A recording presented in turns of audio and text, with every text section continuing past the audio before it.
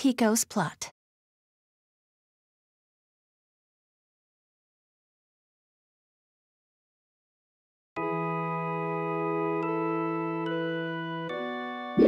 It's hard to sleep. My body felt heavy. My arms and legs were stiff. And it felt like something was wrapped around me, squeezing tightly. What is this? I slowly opened my eyes. Before me was a giant Pico. I closed them, trying to pretend I hadn't seen anything. I counted to 3 and opened them to see Pico flying at me this time. I quickly dodged. It wasn't a dream. The giant Pico giggled and dove for me again. Pico, why are you suddenly enormous? I dashed this way and that, frantically dodging her attempts to hug me. She was usually so much smaller. Why was she suddenly so big? I glanced at my surroundings. I was standing on a very familiar table. Aha! Pico hadn't suddenly grown. I had shrunk. Slowly, my mind grew clearer as I woke up. Dolly, can you believe it? Pico said. Dreams do come true. What are you talking about? Just look, you're so close to me, she said, drool slipping from her lips.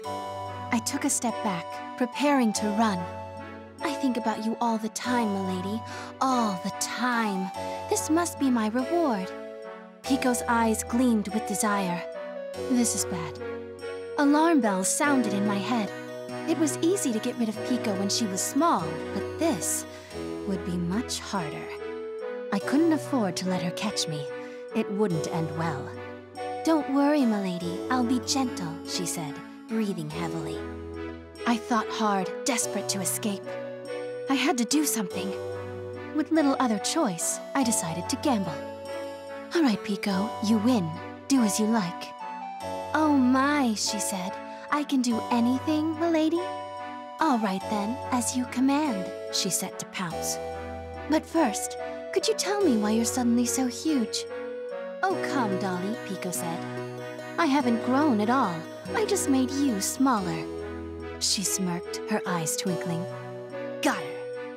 She said she made me small, which means that she knows how this happened. I stifled my annoyance and asked another leading question. One last thing. Will I ever return to normal?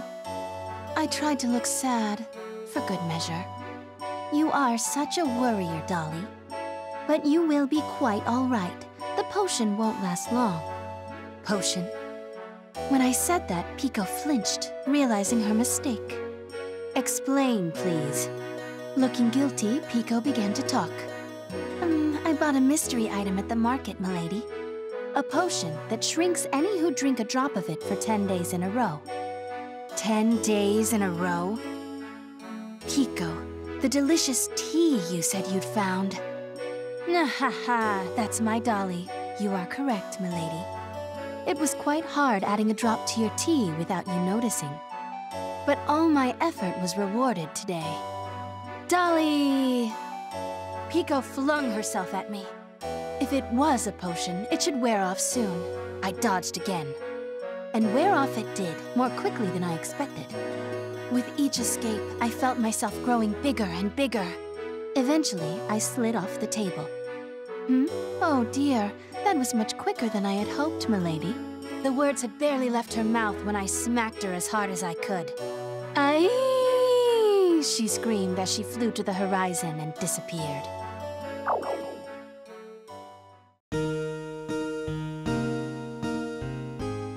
Time passed. I got married and even had a child.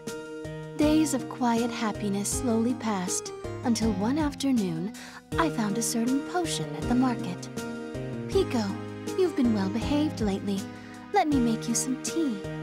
Oh, milady, Pico exclaimed, sipping the tea. How generous. Well, she's a ghost, so she can't really drink it, only absorb its essence. Still, 10 days of tea later, Pico suddenly shrank to the size of a doll. Yay, a Pico doll, my child exclaimed. Pico spent a busy day as my child's new toy, being marched about the dollhouse. At first she sulked, but I guess she didn't mind the attention. By the end, she was smiling.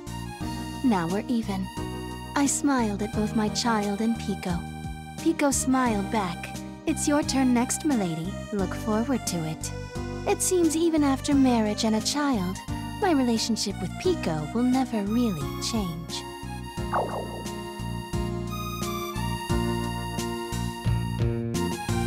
The end.